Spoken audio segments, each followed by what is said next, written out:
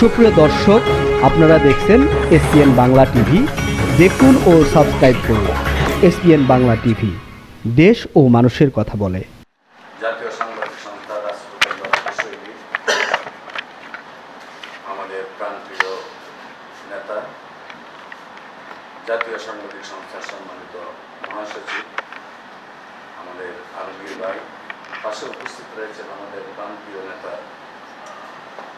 যিনি আমাদেরকে সাংবাদিকতা শিখিয়েছেন, কাগজে কলমে ধরে রেখে প্রশিক্ষণ দিয়েছেন, আলতাফ স্যারের সুযোগ্য সন্তান উপস্থিত। বাংলাদেশের, সারা বাংলাদেশে সবচেয়ে উজ্জ্বল নক্ষত্র যারা, জাতীয় সাংবাদিক সংস্থার সেই সিনিয়র নেতৃবৃন্দরা, আপনারা যারা উপস্থিত রয়েছেন, সবার প্রতি আমার সালাম। আসসালামু আলাইকুম ওয়া রাহমাতুল্লাহ। সর্বপ্রথমে লক্ষ কোটি শুকরিয়া জ্ঞাপন করছি মহান রাব্বুল আলামিনের দরবারে, যিনি আমাকে আজকে আমাদের সেই প্রাণপ্রিয় ভাইয়েরা, যারা বাংলার সবচেয়ে বড় উজ্জ্বল নক্ষত্র, যারা মানুষ জানে পৃথিবীর সবগুলো চেঞ্জ হয় সাংবাদিকদের হাতে, সেই সাংবাদিকদের মধ্যে বাংলাদেশের সবচেয়ে পুরানো যে সংগঠন জাতীয় সাংবাদিক সংস্থা, সেই সংগঠনের আপনারা সবচেয়ে সিনিয়র নেতৃবৃন্দ, আপনাদের সাথে আমাকে আল্লাহ এখানে উপস্থিত হওয়ার তৌফিক দিয়েছেন, সেই জন্য শুকরিয়া জ্ঞাপন করছি রাব্বুল আলামিনের কাছে। বিশেষ করে দয়াল নবী হযরত মুহাম্মদ মুস্তাফা সাল্লাল্লাহু আলাইহি সাল্লামের শ্রদ্ধার সাথে স্মরণ করছি, যিনি এই পৃথিবীতে না আসলে পৃথিবীটা হতো না। আপনারা জানেন 18,000 মুক্তকার তৈরি করে আল্লাহ রাসূল বলেছেন যে, আল্লাহ বলছেন যে আমি আপনার নবীকে সৃষ্টি না করলে পৃথিবীর কিছুই সৃষ্টি করতাম না। এই 18,000 মুক্তকার যার ওসিলা সৃষ্টি হয়েছে, যিনি পৃথিবীতে আগমন হবেন বলেই আমরা পৃথিবীতে এসেছিলাম, পৃথিবী সৃষ্টি হয়েছিল। সেই দয়াল নবীকে হযরত মুহাম্মদ মুস্তাফা সাল্লাল্লাহু আলাইহি সাল্লামকে শ্রদ্ধার সাথে স্মরণ করে আজকে শুধু এই কথাটুকু বলবো যে, বিশেষ করে আমি যে আপনাদের ভাই হিসেবে আপনাদের পাশে থাকতে পেরেছি, এটা আল্লাহর কাছে লক্ষ কোটি শুকরিয়া জ্ঞাপন করছি। আমার কিছুদিন আগে আপনারা জানেন হয়তো, আমার বিরুদ্ধে বিশাল একটা ষড়যন্ত্র হয়ে বিশাল একটা নিউজ হয়ে গেল যে আমি প্রতারক একজন ডাক্তার। রুগী বলছে যে আমি 10 জন, আমি ক্যান্সার রোগীর থেকে সুস্থ হয়েছি, আরো 10 জন রোগী পাঠাইছি। সেই নিউজটাকে কাট করছে, করে বলছে আমি তার লোকের প্রতারণা করেছি। ভাগ্যক্রমে আমরা আবার পরের দিন তার বাড়িতে গেছি, সে বলছে না আমরা তো স্টপ কথা বলি নাই, সেই রেকর্ডগুলো আমরা নিয়ে আসছি। আরেক রোগীর বাড়ি থেকে সেটা রোগীর ছেলে সন্তান বলছে ওনার কাছে গিয়ে আমাদের ক্যান্সারটা ভালো হয়েছে, আমরা ওনার জন্য মঙ্গল কামনা করি, উনি ভালো মানুষ না, তাহলে ক্যান্সার ভালো হয়েছে। তো ওনারা না শুধু, আপনারা যারা জাতীয় সাংবাদিক সংস্থা যারা আছেন এখানে, আমার ছোট বোন সহ, আমার নেতারা সহ, আলতাফ স্যার সহ, আমার একবারে প্রথমজন ছোট্ট একটা চেম্বার ছিল, তখন থেকে স্যারদের সাথে আমার আসা যাওয়া, স্যারও আমার অফিসে গেছেন, চা একটু চা খাওয়ানো আমার সৌভাগ্য হয়েছে। তখন থেকে ওনারা চিনেন আমাকে, আমার দ্বারা যে রোগী সুস্থ হয়। কিন্তু আমাকে এমন একটা ফর্মেটে পালানো হয়েছে যে আমি একজন বিশাল বড় কথা। ভাগ্যক্রমে ওই রোগীগুলো আবার আমার পক্ষে সাক্ষী দেওয়াতে আমি আপনাদের ভাই হিসেবে আপনাদের কাছে আসতে পারছি, না তো প্রতারক থাকতাম। আল্লাহর কাছে শুকরিয়া জ্ঞাপন করি সেই জন্য। তো আপনাদেরকে যে জিনিসটা বলবো, ভালো কাজ করলে শত্রু থাকে। আমরা জাতীয় সাংবাদিক সংস্থার আমাদের আলতাফ স্যারের শত্রু কম ছিল না, আপনাদের কিন্তু শত্রু কম নয়। আমরা তবে একটা বিশ্বাস করি, ভালো কাজ করে পৃথিবীতে 1 সেকেন্ড বেঁচে থাকবে, এর চেয়ে বেশি টাকার দরকার নেই। তো কোনো অন্যায়ের সাথে আমরা মাতান্ত করি না। আল্লাহ রাসূলের সিরাত থেকে যেন আমরা ওই শিক্ষাটা পাই। রাসূল সাল্লাল্লাহু আলাইহি সাল্লামের লাইফে উনি 72টা যুদ্ধের সেনাপতি এবং সরাসরি 27টা যুদ্ধের 27টা যুদ্ধের সরাসরি সেনাপতি।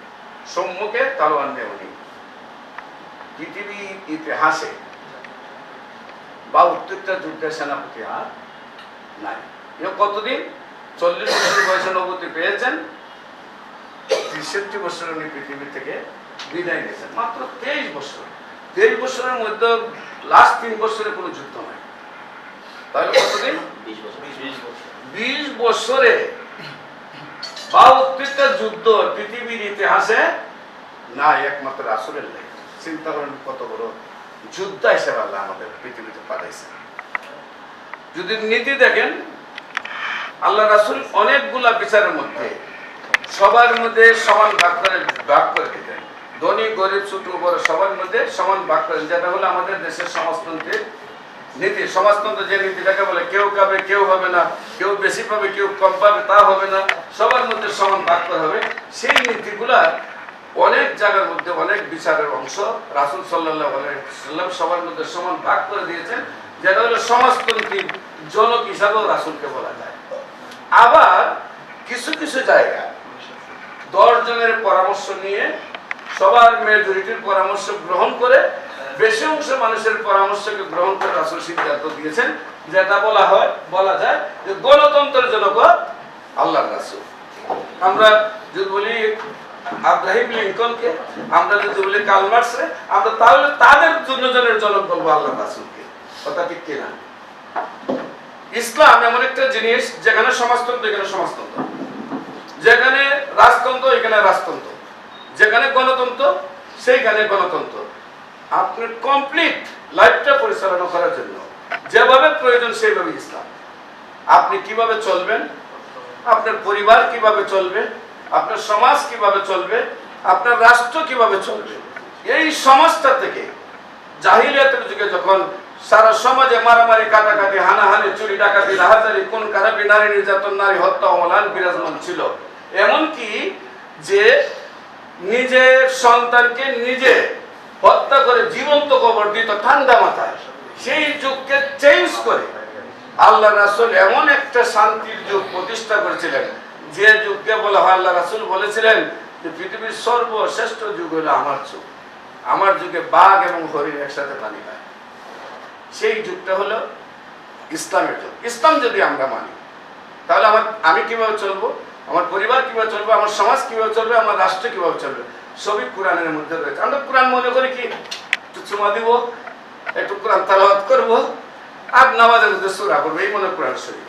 কোরআন শরীফ মূলত আপনার লাইফ কিভাবে চলবে, আপনার পরিবার কিভাবে চলবে, আপনার সমাজ কিভাবে চলবে, আপনার রাষ্ট্র কিভাবে চলবে, এই হলো কোরআন শরীফ। আপনি একটা নীতি শুধু দেখেন, আপনার সম্পদ যা আয় করবেন ইনকাম করতে কোনো বাধা নাই।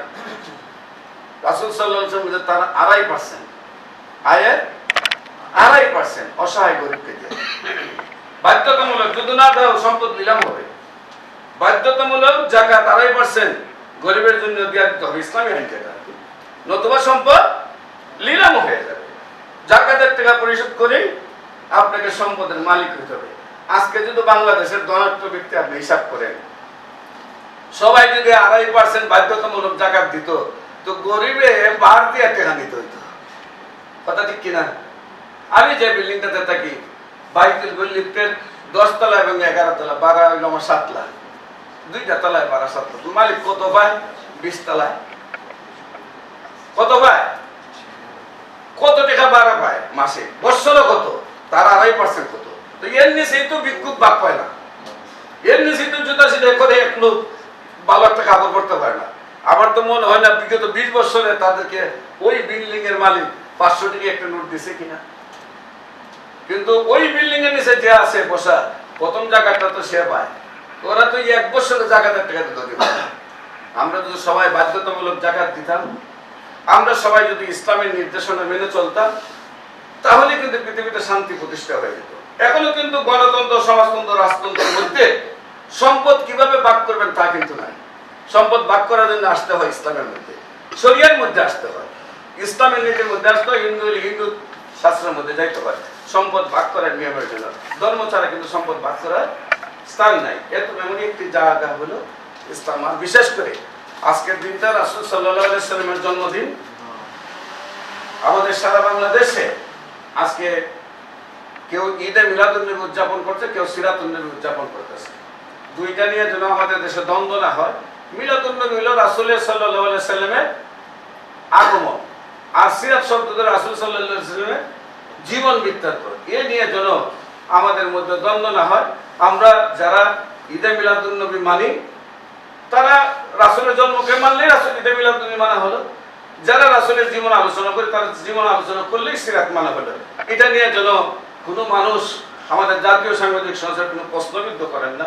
আমরা কিন্তু ইসলামিক স্কলার নয়, আমরা হলো সাংবাদিক। আমরা সাংবাদিকতা করি, আমরা পত্রিকা চালাই, আর এই পত্রিকা চালাই ডাইল ভাতকে দেশে 2-4টা করলে একটা বললে দেখি, আমাদের কিন্তু এর উপরে কোনো মন্তব্য আপনারা করবেন না। বিশেষ করে আজকে জাতীয় সাংবাদিক সংস্থাকে আপনাদের প্রাণের সংগঠন, এই বাংলাদেশের সর্বোচ্চ সংগঠন, এই বাংলাদেশের সর্বপ্রথম সংগঠন প্রেস ক্লাবের সৃষ্টি হওয়ার পরে সৃষ্টি হয়েছে জাতীয় সাংবাদিক সংস্থা। এর আগে কোনো সাংগঠনিক কোনো সংগঠন নাই। আমরা বিশ্বাস করি আজকে যেসব ভাইদেরকে দেখতেছি, আজ থেকে 20 বছর আগে কিন্তু আমরা যখন সংগঠন করছি এরকম স্কলার ম্যানদেরকে আমরা পাই নাই। আপনাদের মতো স্কলার ম্যানগুলো ছিল না সংগঠনে, যার জন্য হয়তো আমরা কিছু করতে পারি নাই, বা আমাদেরও তেমন যোগ্যতা ছিল না, কিছু করতে পারি না। এখন বিশ্বাস করি আপনাদের যে পজিশনে জাতীয় সাংবাদিক সংস্থা নেতৃত্ব তৈরি হয়েছে, এই জাতীয় সাংবাদিক সংস্থা যেমনিভাবে সবার প্রথম সংগঠন এবং সর্ববৃহৎ সংগঠন, এই জাতীয় সাংবাদিক সংস্থা বাংলাদেশের মধ্যে সবচেয়ে বেশি অবদান আপনাদের মাধ্যমে রাখবেন আমি বিশ্বাস করি, এবং আল্লাহর কাছে দোয়া করি আল্লাহ যেন সেই জাতীয় সাংবাদিক সংস্থাকে সেই তৌফিক দেন, এবং আজকে ঈদে মিলাদুন্নবী এবং সিরাতুন্নবী দুটোটাকে আল্লাহ যেন আমাদের জীবনের মধ্যে কবুল করে নেন। এই বলে আমি আমার বক্তব্য শেষ করেছি। পরিশেষে আজকে কিন্তু শিশু কল্যাণ পরিষদ ঈদে মিলাদুন্নবী উদযাপন হচ্ছে, সেটাতে আমি প্রধান অতিথি। এই জন্য আমার প্রাণের সংগঠন থেকে তো আমি আগে সেটাতে যাইতে পারি না, সেই জন্য আপনাদের কাছ থেকে বিদায় নিতে হবে। আপনারা কমা দৃষ্টিকোণ থেকে দেখবেন। আর অত্যন্ত দুঃখের বিষয়, নেতা বারবার বলছি যে নেতা শুরু হইলে চলে আসবে, নেতা মনে করছে যে উনি তো ব্যস্ত থাকেন, শেষ দিকে ডাকবো। আসলে আমি আপনাদের বক্তব্যটা কিন্তু শোনা আমার খুবই দরকার ছিল, শুনতে পারি না, এই জন্য মনে অনেক কষ্ট। দোয়া করবেন আপনারা যাতে আমরা জাতীয় সাংবাদিক সংস্থাকে বাংলাদেশে নয় সারা বিশ্বে শ্রেষ্ঠ একটি সংগঠনে রূপান্তরিত করতে পারি, এই আশাটুকু ব্যক্ত করে আপনারা যারা আছেন সবাইকে আগামীকালকে সোমবারে আগামীকালকে আমরা একটা উদ্যোগ নিয়েছি যে আমাদের এই কের মধ্যে আমাদের মহাসচিব প্রধান অতিথি থাকবেন। আমাদের একটা স্টুডিও আছে, স্টুডিওতে আমরা জাতীয় সাংবাদিক সংস্থার উদ্যোগে আবার একটু স্টুডিওতে মিলাদুন্নবী পালন করব। আপনাদের সবার আমন্ত্রণ রইল। পাশাপাশি সোমবারে আপনার প্রেস ক্লাবে ইসলামী সমন্বয় পরিষদের উদ্যোগে আমাদের আব্দুল সালাম হলে ঈদে মিলাদুন্নবী উদযাপন হবে। আপনাদের সবার আমন্ত্রণ জানিয়ে শেষ করছি এবং অনাকাঙ্ক্ষিতভাবে আপনাদের কাছ থেকে বিদায় নিচ্ছি। সবাইকে ধন্যবাদ। আসসালামু আলাইকুম ওয়া রাহমাতুল্লাহ।